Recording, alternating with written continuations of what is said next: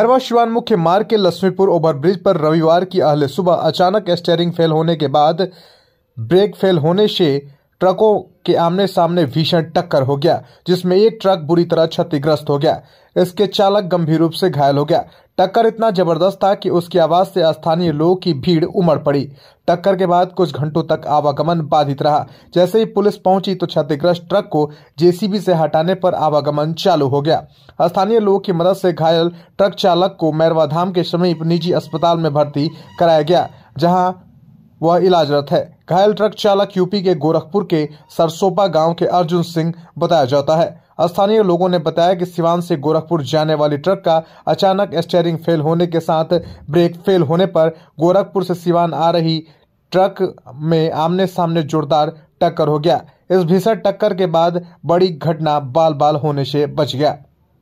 सभी वाहन चालकों से एसएल न्यूज लाइव चैनल अनुरोध करता है कि ठंड और घने कोहरे को देखते हुए गाड़ी धीरे और सावधानी पूर्वक चलाएं, क्योंकि आपका जीवन आपके परिवार के लिए बहुत अनमोल है।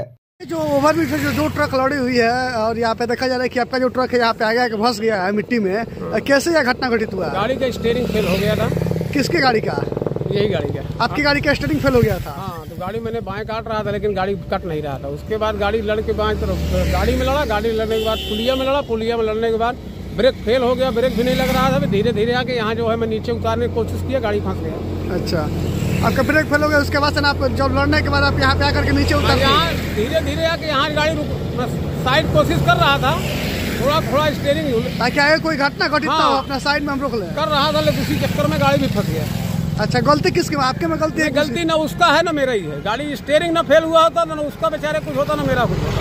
अच्छा, आप कहाँ से कहाँ जा रहे थे?